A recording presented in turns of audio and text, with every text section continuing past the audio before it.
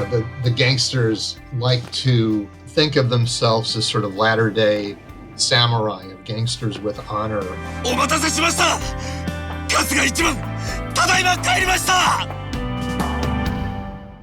These are mobsters, not very nice people.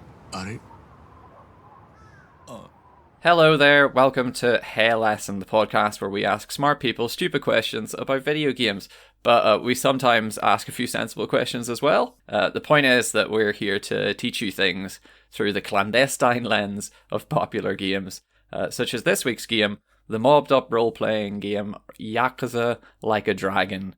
It's a melodramatic crime caper set in Yokohama, Japan, where you play a member of the criminal underworld who takes the fall for a murder he didn't commit, and he gets out of prison years later, unable to find his old partners in crime. But are the real Yakuza also disappearing from Japan streets?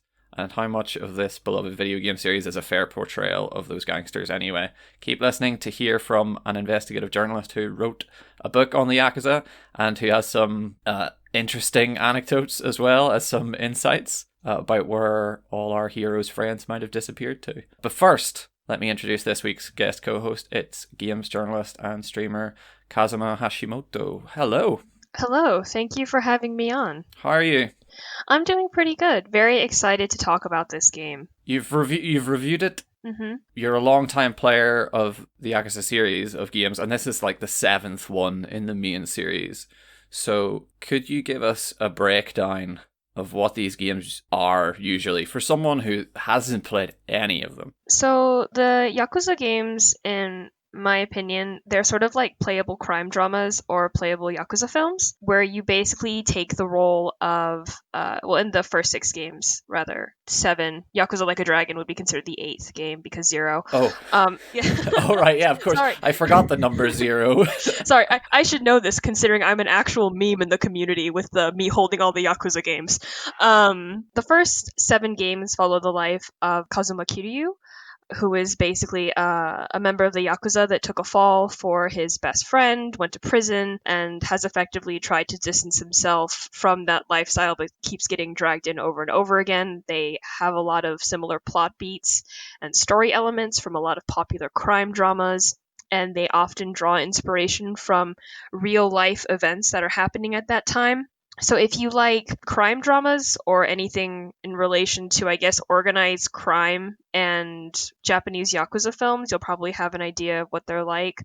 They have some really good storytelling. It's really emotional. It's really raw. And the most recent games has stepped away from Kiryu from being a main protagonist, and now we have Ichiban Kasuga, who's similar to Kiryu. He's a Yakuza that took a fall for somebody, went to prison, came out, the world has changed, and he doesn't recognize the system that has sort of left him behind. And what about like moment to moment? What does the player do in it? What does it look like? Oh, so the first 7 games, it's kind of like a beat 'em up, almost like an RPG hybrid beat 'em up, where you walk around the street and you meet thugs that call you an old man or an asshole, and you just kind of use your fists to settle your conflicts, but you don't kill anybody because that's not what the main character does. And sometimes you have like very interesting sub-stories or side quests. People compare this series a lot to Grand Theft Auto, and I don't know why, because they're nothing like Grand Theft Auto. They have a lot more in common with Japanese RPGs, if that's a good explanation. Yeah, this newest game, especially Like a Dragon, is a little bit different from the previous ones in that it's even more like an RPG, right? Yeah, it's a complete turn-based RPG system now. They call it, what did they call it? It wasn't real time, but it was like a reactive RPG system because your characters would move around the field. You can't really tell them where to go, but while you're doing your turn-based combat, you can get hit by cars and stuff because everything around you is still going on. So you kind of have to rely on the AI to position themselves, but it's very Dragon Quest. Like, there are so many Dragon Quest references that you could effectively call this a Dragon Quest-inspired RPG style system. If you played any turn-based RPG, this is basically what it is.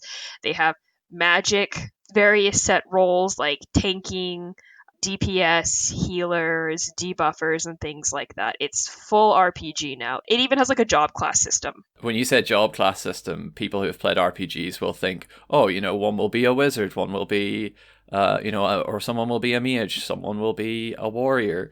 But that's not precisely what the job class system in this game is, right? No, you literally have to go to a Japanese office for work to change your job because it tries to apply real world logic to the sort of fantastical idea that Kasuga has within his own imagination of what's going on. So instead of having a mage, you have like a fortune teller who can cast spells on the enemies, or an idol that can basically fill her allies with cheer and heal them from grievous injuries and things like that. It tries to apply real world logic and dynamics to these sort of jobs that they've created. We're going to talk a little bit more in depth about the game soon, but we also wanted to know how real any of this stuff was, you know, aside from the idols and magic fortune tellers.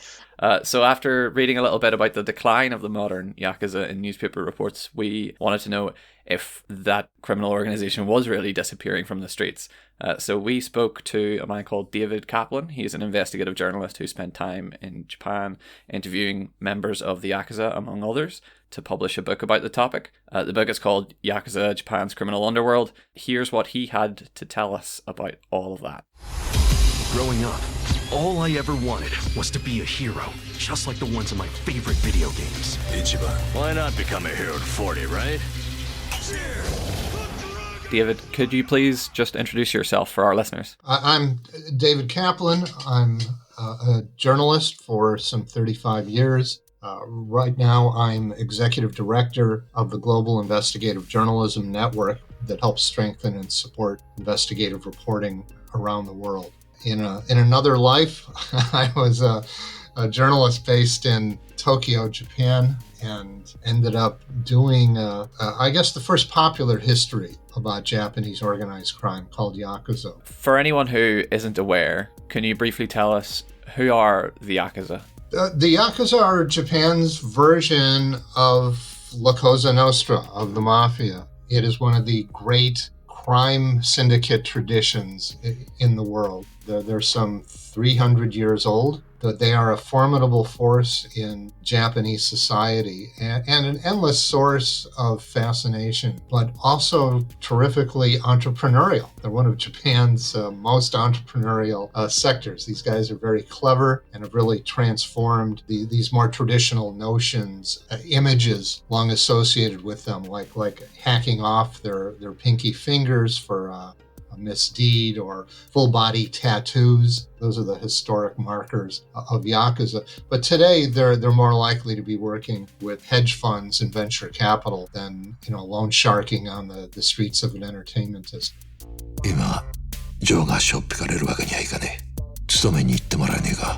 Traditionally, how would a member of the Yakuza get their money? Well, when you go back in time, the gangs really existed in a feudal economy, and that there were traditionally two kinds of Yakuza. There were gamblers called Bakuto, and there were street vendors called Tekiya. The Tekiya would appear at street festivals and run kind of small-time rackets selling everything from food to bonsai trees without roots, and they were kind of on the margins of society. And then these itinerant merchants became affiliated into gangs.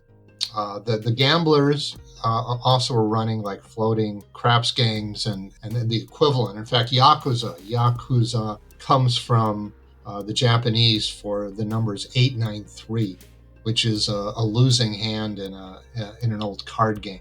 So if you ended up with Yakuza in the game, you've lost. We're risking our lives for a measly 5,000 yen. The gangs grew in sophistication. They began moving into work on the docks, into the entertainment industries, restaurants, bars, nightclubs, and became a significant force in the global economy. So from the 1950s to the 1980s is the heyday of the Yakuza. These gangs become huge. At the peak of the American Mafia's strength, at its height, there were probably 5,000 made members of the U.S. Mafia, maybe 20,000 associates. The Yakuza had 180,000 members Wow. at their height.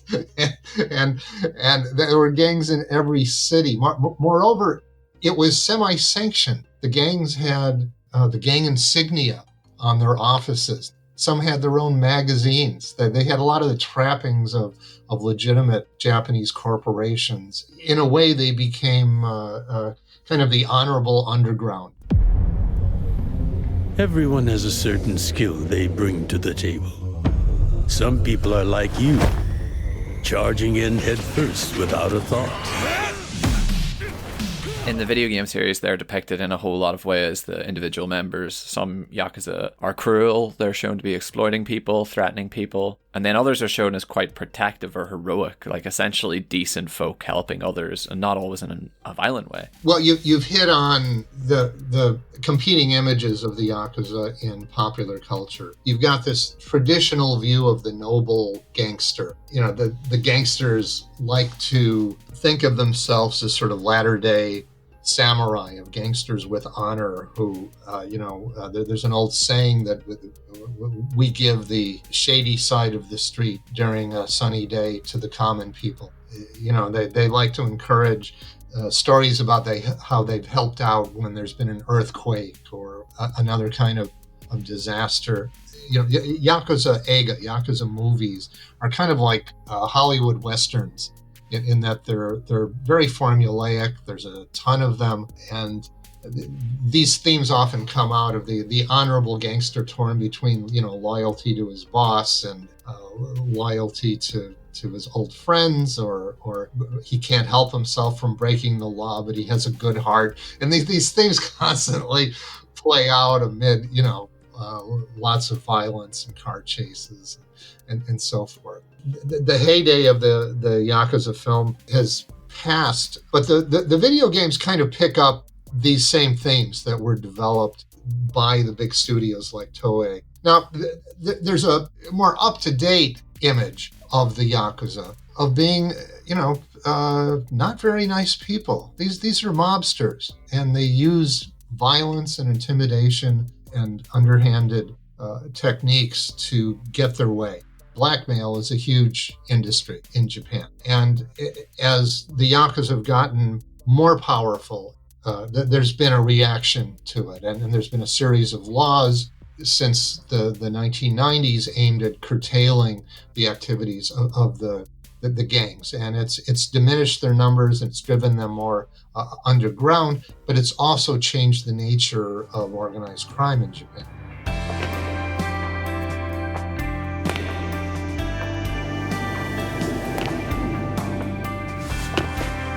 お待たせしました。春日一番、ただいま帰りました。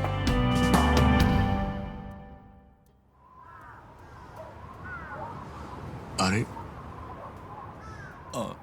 Recently, there have been reports that, like you said, the Yakuza have been in decline. Their numbers are going down. Is that true? And why is that happening? If so, is it just there are fewer people joining? Well, there's a bit of sleight of hand here. Yes, the numbers of, you know, made Yakuza, of formal Japanese organized crime members of the big syndicates, those have gone down. There's about, 28,000 of these guys today. About half of those are considered associates. Those numbers are down, but that's an official number in that the Japanese cops, they have a database with all these names. But as Japan globalized to an extent, and the economy changed, the workforce changed, or urbanization changed, all these different forces were pushing on the Yakuza to modernize. So one of the ways they've done it is by having much more freelancers.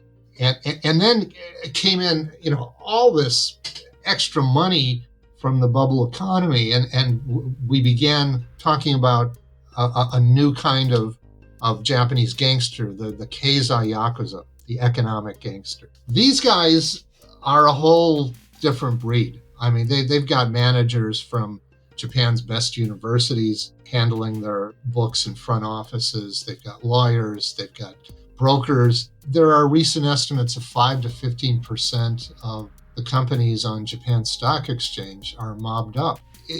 Particularly the venture capital and tech markets. These guys aren't cutting off their pinkies and getting full body tattoos. but they're organized crime. すまねえな。イチ、死んでくれ。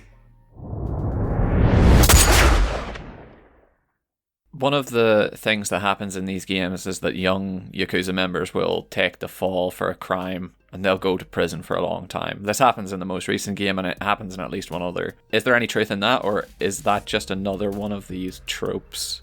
There is truth to it. In the more traditional gangs, it's the job of the kobun, the soldier, to take the fall for the oyabun, the boss. And such things are not taken lightly.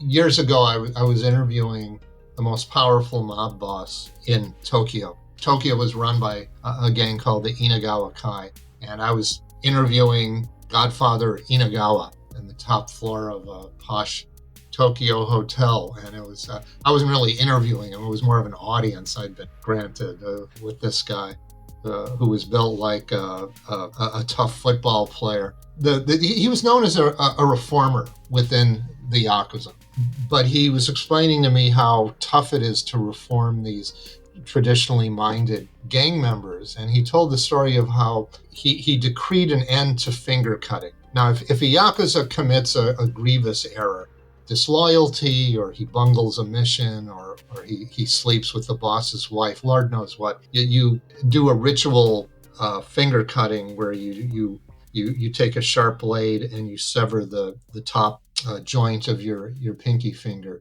wrap it in cloth, and present it to the boss. And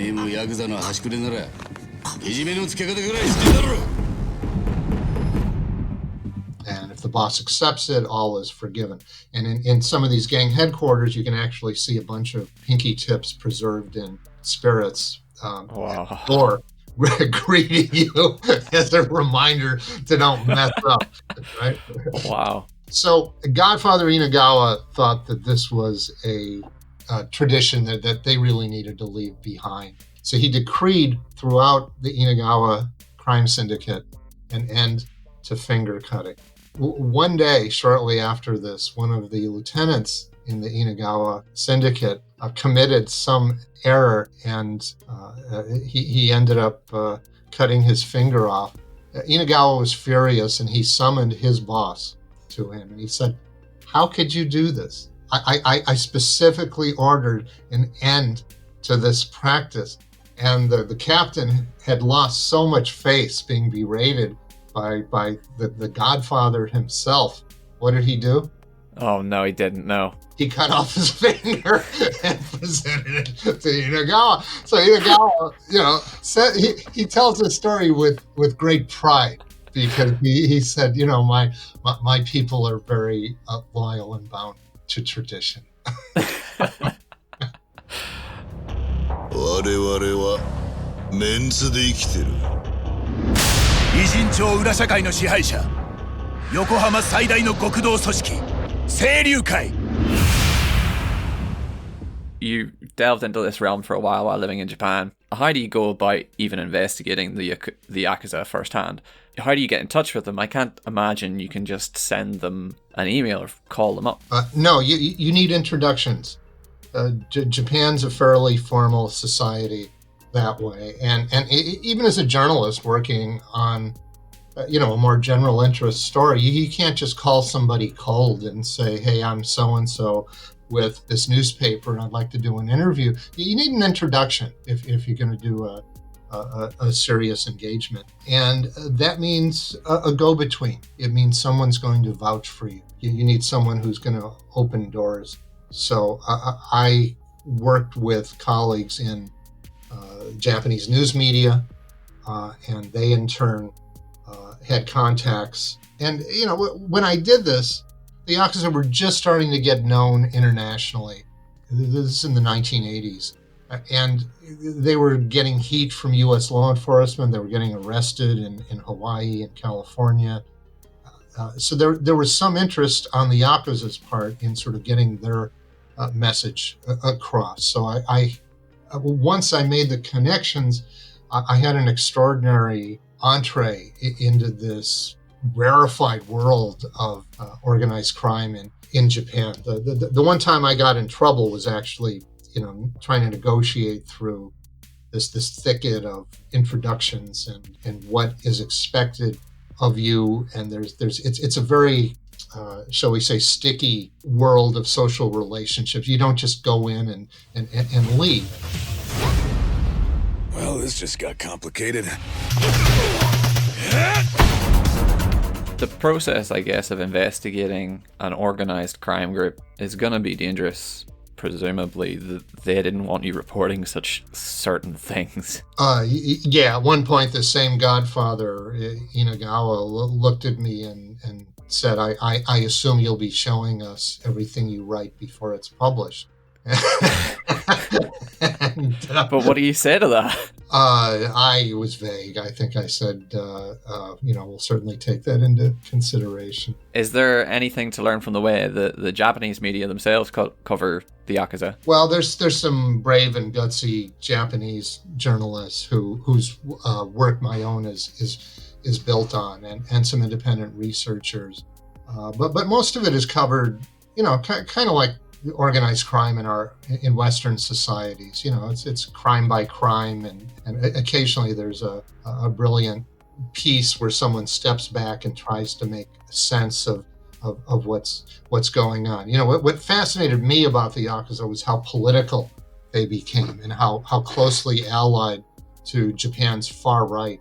We see in the video games that the more nefarious Yakuza members often align themselves to high-ranking and corrupt politicians as well. So is that something that happens in reality? Do the Yakuza make friends with members of the Diet, the Japanese parliament?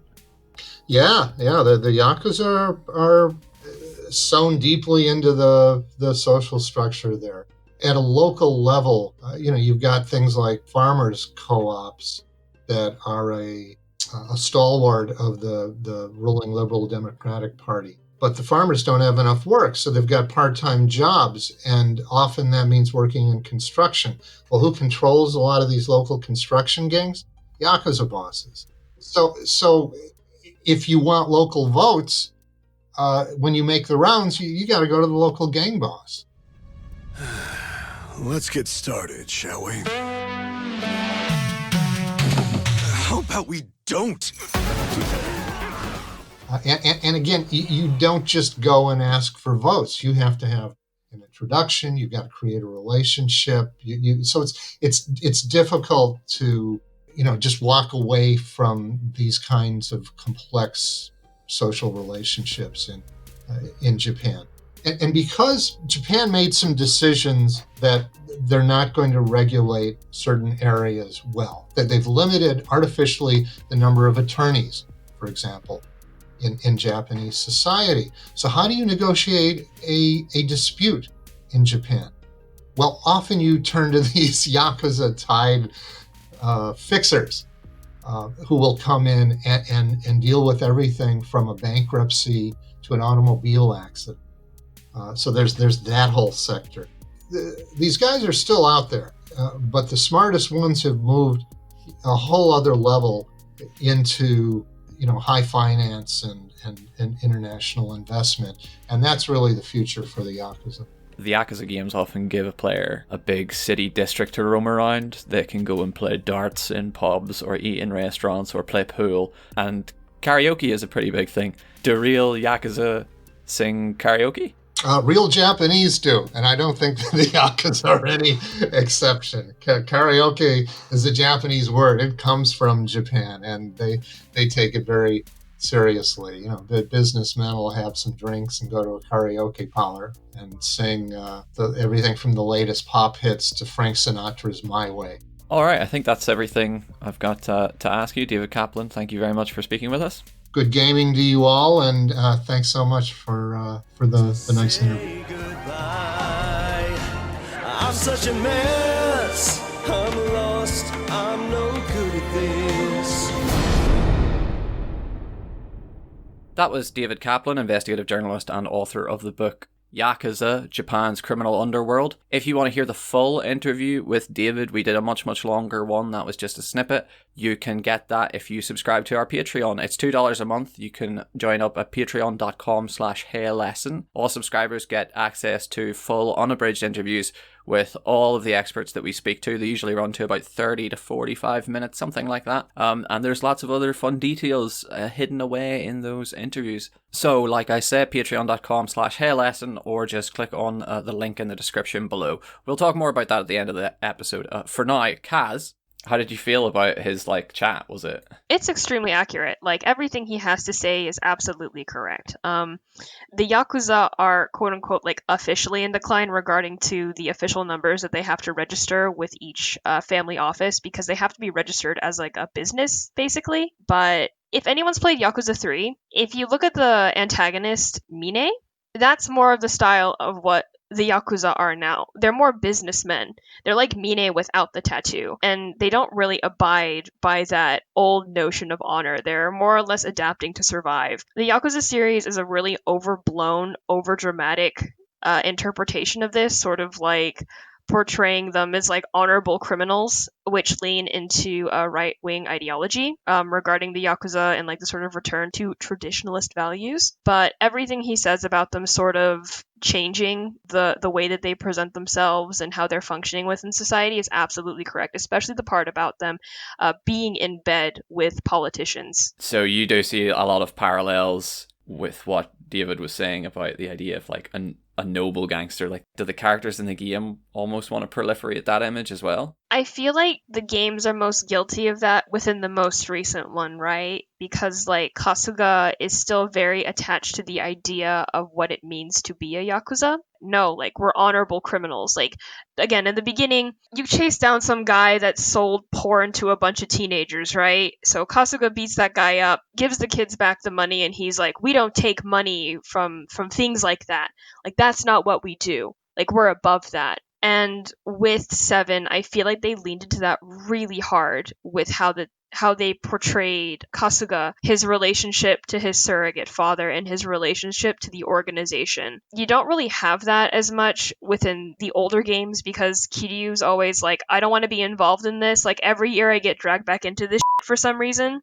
Excuse my cursing. I'm so sorry if cursing isn't allowed, but we do have a try and keep a curse-free policy. Okay. But what I do is I just bleep, and then I give whoever cursed a little wag of the finger. Okay, well, thank you for scolding me. I'll try. Yeah, I'll try to keep it down. But it's fine. Yeah, it's very much in contrast to how Kiryu has responded to everything, where he's like, I don't want to be involved in this anymore. Leave me out of this. The only reason he gets involved, past Yakuza 2, is because there's some things going down with land development in Okinawa that could threaten the orphanage that he's running, so he gets involved. Yakuza 4, he gets involved again because of some money laundering scheme or whatever. Yakuza 5, because he's like, I'm going to become a taxi driver because I don't want my surrogate daughter to get in trouble because her dad's a former Yakuza, and then he gets dragged in anyways, and it's just this whole ordeal, right? He's always trying to reject the system. Yeah, he's always arguing, he's always saying, look, I'm a civilian, and everyone's always pointing at him and going, no, you're Yakuza, right? And he's going, no, I'm a civilian, please stop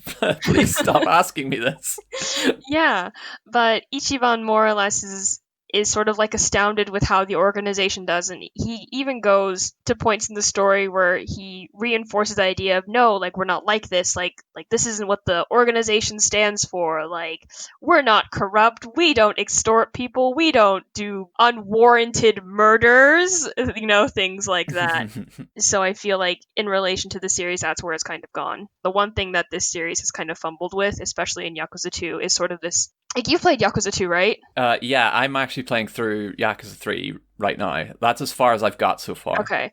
Well, in the beginning of Yakuza 2, it's basically sort of well, we need to keep the Yakuza so we can keep foreign crime out of Japan. And that's legitimately, that's a right-wing talking point, and sort of a reason why people try to justify, extortion or the existence of the Yakuza. And that's what this series can kind of lean into sometimes. But does it ever do that critically, or does it just kind of do it in a way this is how society is sometimes? In Yakuza 2, I don't think it does it critically. In the other games, I think that's really up to debate, but I think when I play these games as a Japanese person, I know this isn't real, right? Like, I know that this is just a Yakuza film, basically. It's a Yakuza film that I can play. I like the acting. I like the voice actors. Sometimes they bring up things that are happening in real life, like political corruption, the relocation of a military base in Okinawa. But when I play them, it's sort of like, oh yeah, this is an interesting coincidence that this is sort of being reflected in this game, but also what it draws inspiration from. Like, yeah, there's some fact there, Yeah, like David touched on it a bit, and you were mentioning as well the links between the Yakuza and the far-right political entities in Japan. Is that something that's overtly mentioned or hinted at in the games, or do they largely like stay clear of that sort of thing? Like, my memory of this with like Yakuza, like, as a series, so like I haven't played Yakuza 4 and 5 in a while, but with Yakuza 3, they sort of talk about government corruption, but more or less in relation to like the CIA or like an overseas organization. They don't really discuss or portray the Japanese far-right politicians as being insidious. There's even a moment where, like, in Yakuza 3, sorry for spoilers by the way, Kiryu speaks to a high-ranking official to give him a talk about land development currently going on in Okinawa, and then he gets on a jet and flies back to Okinawa.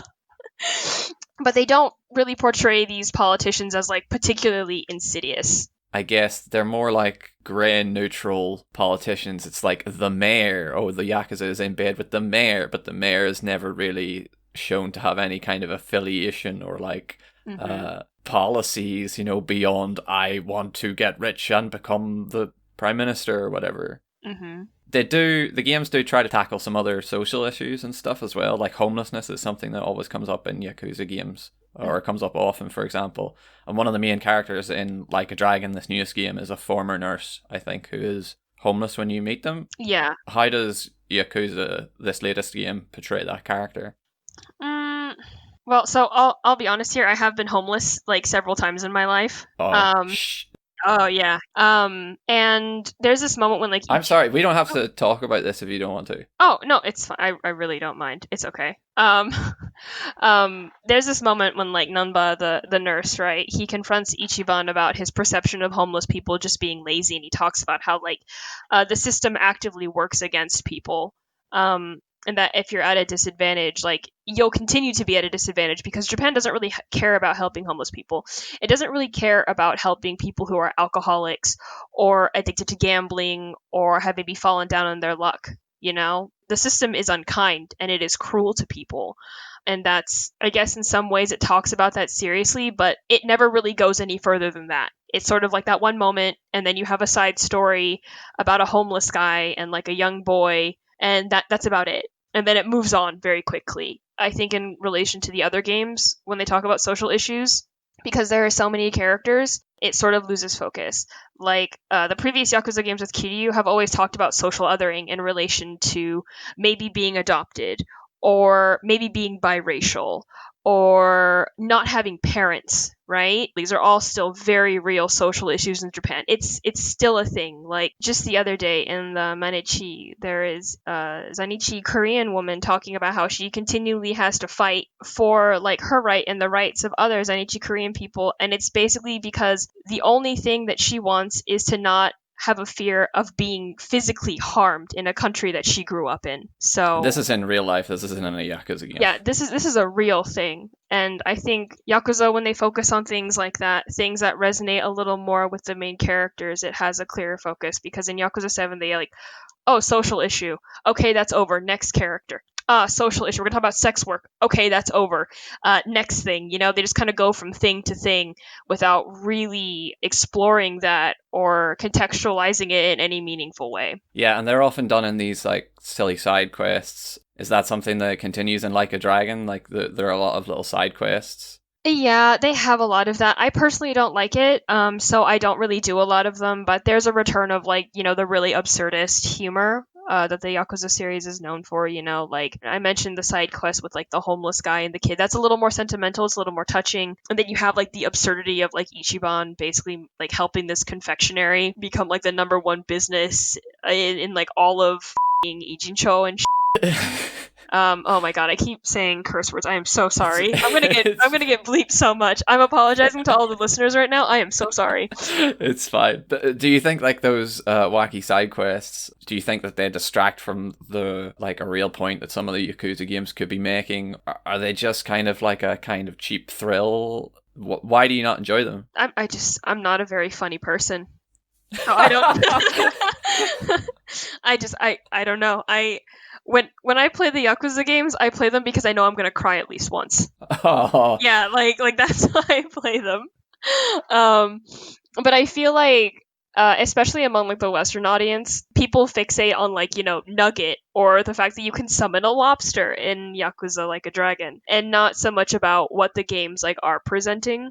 So people can kind of look at this because like I'm somebody that believes that you can use a piece of media as a really great jumping off point to get somebody really interested in something. About 2 years ago, I think, I actually wrote a piece about social othering in Yakuza 3 and about how the system regarding like orphans and stuff in Japan is still really ineffective, and a lot of orphans get displaced. They aren't actually sent to orphanages. They end up developing severe mental illnesses or personality disorders, and they're just kind of let out to do whatever they want when they hit legal age, right? And then they have nowhere to go. Sometimes they become homeless, things like that. And I feel like with the fixation on these side quests, people kind of miss what the game could potentially say or even educate them on or get them interested in politics or social issues, One of the side quests, or I think it's a mini game actually, where you hold shareholder meetings. Mm-hmm. This made me realize what David was saying about the Yakuza partaking in legitimate businesses and getting involved in the financial sector as well. Mm-hmm. Can you explain like the gist of it? Is this just another silly mini game, or is it also trying to make a point about the Yakuza getting involved in like dodgy elements of capitalism? I think if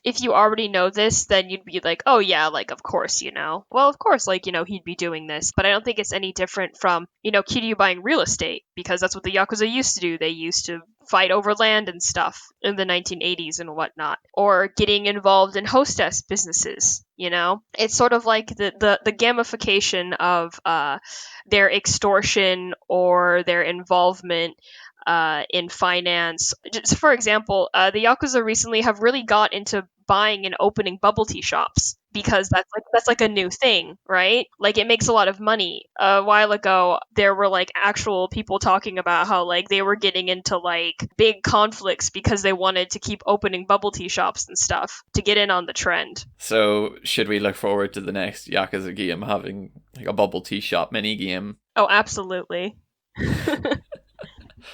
Finally, some of these games, they can seem maybe a little intimidating, especially when there have been so many of them. Like, I'm sure some people who haven't played the Yakuza games have been listening to us and going like, what is going on? Why is there an orphanage? Why is he an orphanage owner in one game and a taxi driver in another? It's pretty wild. So why should someone who hasn't played any of these games, in your opinion, give the series a shot? Like, what makes it special to you? What makes it stand out? So I've been playing these games since they released, mostly because I've just been kind of interested in this kind of stuff. Like, it was a storytelling that really got me. Like, I really liked the idea of, like, basically playing a film. People say, oh yeah, David Cage, you play a film, whatever. The way that these Yakuza games are formulated and the way that these cutscenes play out, they have some great cinematography, absolutely amazing acting, and some stellar writing when it comes to more emotional moments. There's one scene in particular that happens in a forest in Yakuza 0 that I think that moment is one of the best moments of that entire series, and it's so well acted that I'd be like, you know what, if you're looking for a cinematic game, like an actual cinematic experience, I'd go play the Yakuza series, because it's basically, again, like I said, like a playable crime drama, and I think that's the appeal of the series for the most part, at least in my opinion. It basically follows the life of like somebody as he's sort of going through the motions of, being an old man by social standards in Japan. And I think that's an interesting perspective for people that sort of want to have an experience with a protagonist that is in his late 30s who eventually gets into his late 40s. And I think we don't have a lot of that in gaming. A lot of Japanese games focus on teenagers, and then you also have this sort of emotional vulnerability that happens throughout this series. And I know people talk about like God of War and like the dadification of games. You're laughing, but I think that's an actual term. I hope it's an actual No, term. it is. Okay. It is. I'm laughing because it's absurd that we talk so much about it. But It's basically the Yakuza series has done that for a very long time, and people really never noticed the series until recently. So I feel like if you want to see, like, in general, a very positive relationship between, like, a father and a daughter, that's also a series that I would suggest, honestly, because Kiryu's relationship with Haruka is really good, with the exception of some moments in 1 and 2.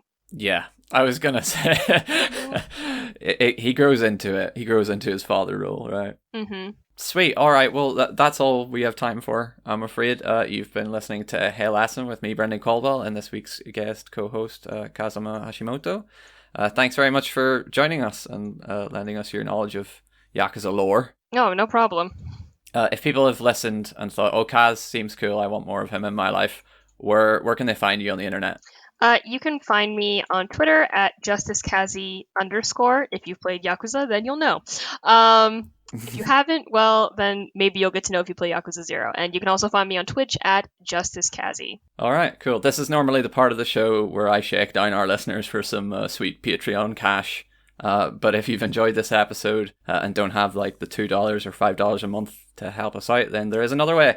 There's another way to help us, and that's just to tell people about the podcast. So if you're listening and you have a pal who's into games or into science, history, random trivia, if you have a friend or a mum or a brother or cousin or workmate or whoever who you think might enjoy this, send it to them. Please just email them a link, tweet it, Facebook it, Discord, whatever. We don't have any ads, no sponsors. So the one thing we do need is a whole bunch of listeners, and we're still quite new on the scene, still quite little. So if a few people give us a shout out, it means a lot. If you are already one of the patrons who support us, our beloved fact rats, we call them, then a big thank you to you, because that's top stuff. Anyway, sorry, that's it. Kazuma, thank you once again for coming on. No problem. Thank you for having me. And until next time, everyone, keep lessening. I say, with the right friends, anything's possible. And I mean anything. I summon you! Hey, how's it going?